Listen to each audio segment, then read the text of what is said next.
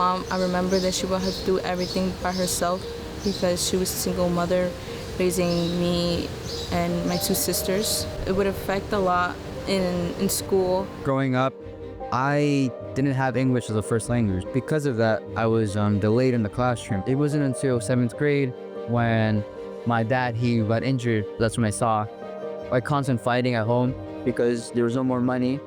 Because my mom was a single parent and she struggled financially when she first came here, we had to move a lot. And that was very hard because she was an immigrant. It was very normal for me I don't have any childhood friends.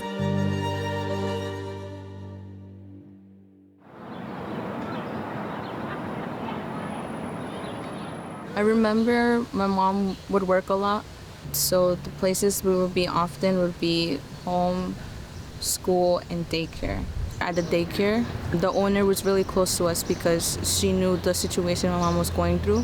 That would be the only place I would feel comfortable. I could say I would talk more and not be as quiet. I would feel that love and affection more here in the daycare than at home, and it would affect a lot in school that I had low grades, low attendance, had to get left back behind to repeat another year.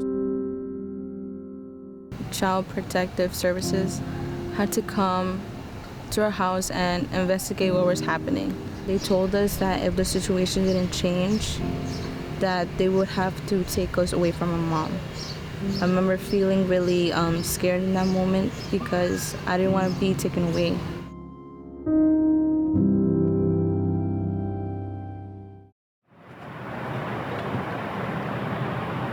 My mom, she was always concerned, about me having the best education. And even though she didn't speak English really well, she still made an effort for me to find the assistance that I needed. So I know from as young as I can remember her taking me to the library, sometimes even when I didn't want to. And then eventually she would find different resources at the library where I was able to find, tutors, math assistants with my homework. I obviously was not the best fan of the library, but I started to understand and enjoy, studying, reading books, doing homework when it came down to this one tutor of mine. Her name was Miss Mary Bethan. From the very first time I walked into her house, because she had tutoring classes in her living room with other kids in the neighborhood, I just felt very understood. I didn't feel self-conscious if I didn't have a certain reading level. I didn't feel like I was dumber than other students, even if I made mistakes along the way. And thankfully, when it came to middle school, I started to see changes in that. However, my mom had to start taking more shifts at her job, and she no longer had that same amount of time to be dedicated to my studies. I think that's when I realized I had to look after my own education, look after my own studies.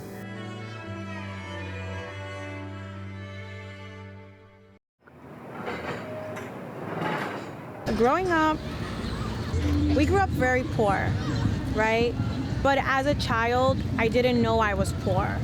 So when I transitioned from early childhood to my teenage years, my pants wouldn't fit me anymore. My shoes were getting too small and my mom couldn't afford it.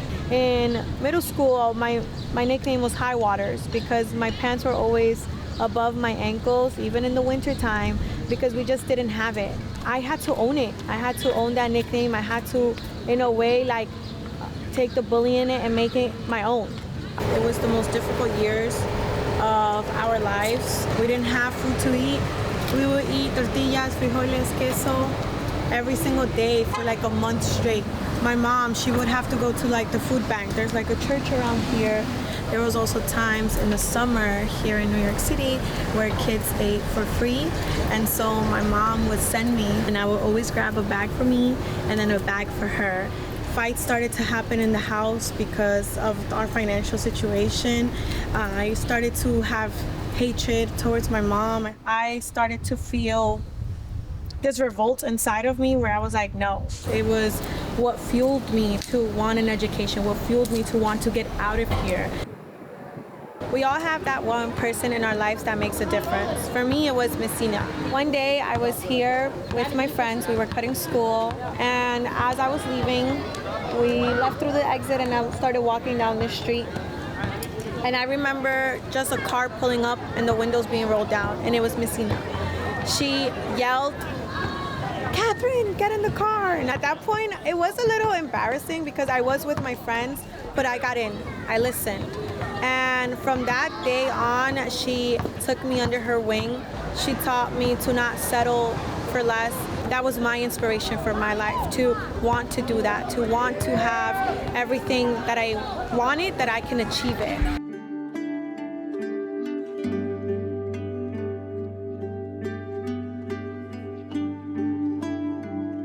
Little by little, we tried to change the situation. It would be hard for us, for me and my sisters, but we would keep going. And I would see my mom using her faith. She would pray. She would not cry no more. She would be more happy. And me seeing her change, it would also make me want to change. I'm more open. I'm not closed off. But now I know that I have a purpose in life. That giving up is not an option. It changed me as a person for the better. I grew up having problems at home, and my mom started going to church and took me along with her. She became very devoutful, and I think something that I took away from seeing my mom at church is the importance of faith in the way she lived her life. She would consistently bring up again. You know, I'm healthy, I'm smart, courageous, I'll be a leader, you know. And I think for me, I also learned to instill that in my own hard work ethic. Those values in me are the reason why I want to find myself being a top leader in my field one day. Despite me being first generation, low income, learning disabilities, parents fighting at home, I attribute everything to be the reason why I'm able to stand here. I'm proud to say now, I'm in my last year at Yale University. I studied political science, pre-law, and I see myself going to law school one day and becoming a successful lawyer. Having Messina and my mother, having two powerful women show me the way, and learning from them, taking advice from them has shaped me to navigate through life and to be where I am. My life has been full of ups and downs. I've had roller coasters. I came from nothing and I had to build my own path. I think the old Kat wouldn't have been able to appreciate everything that I enjoy now if I didn't go through the process that I went through, right? Like, coming out of the struggle, it shaped me, but it also taught me to fight for everything that I have. You know, the fact that I had to go to college, the fact that I had to work 2 jobs while getting an education, it taught me to hustle. It taught me to, if I want something, I'm gonna have to work for it and go after it. Nothing's gonna be handed to you.